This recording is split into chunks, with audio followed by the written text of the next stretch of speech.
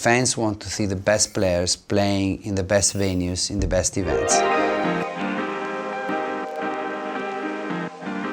OneVision essentially is a very simple concept to have everyone at the table and enable tennis to provide the best product and the best commercialization of our sport to the fans.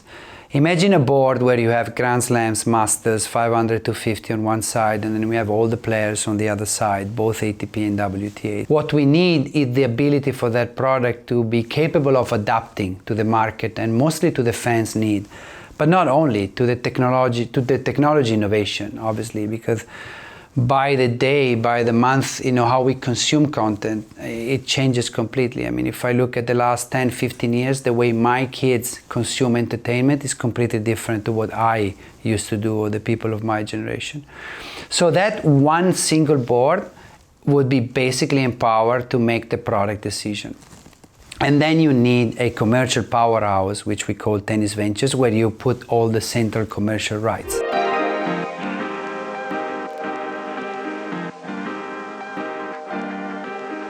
I know there has been a lot of debate around the expansion of the Masters. I think it's also important to remember that that package was negotiated for over 2 years with the player council fully informed, with the player reps on the other side, and it was a package deal.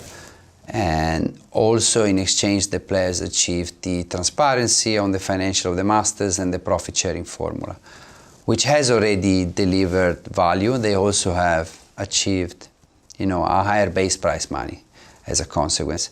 So it does come with more commitment and more days on site, but definitely there has been a compensation for that. It's very important that obviously when we say, this revenues increase is coming from the extra days, obviously goes in the price money formula, and it's a direct benefit back to the players because they will have 50% of the profit.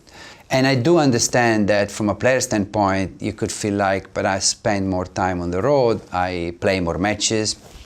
Yes, technically you might end up playing 5 more matches per year because you have to do 1 extra match to get to the same draw.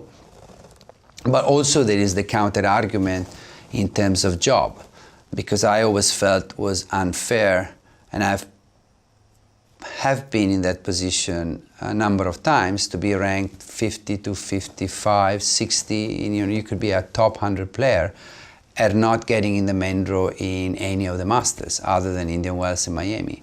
Now, if you're ranked between 50 and 100, you get the opportunity to play 7 Masters main draw and 4 Slams main draw.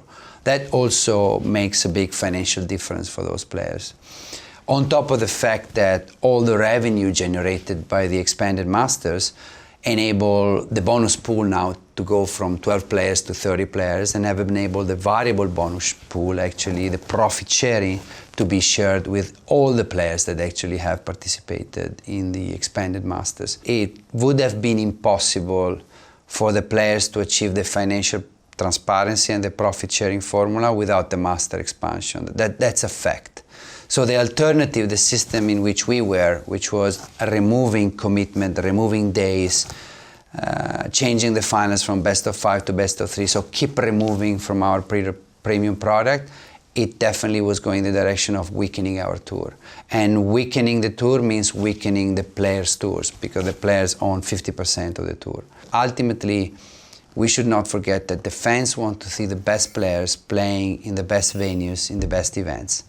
I would like to see those tournaments to increase their level of infrastructure as well, to increase their investment in everything they do, and also to close the gap with the Grand Slams. Because if you look today at the infrastructure of a Grand Slam vis-a-vis the Masters, and if you look at their attendance, if you look at the revenue, the gap is pretty wide, and it's probably too wide considering that the player field and the game, the format, the product that they have is not that different.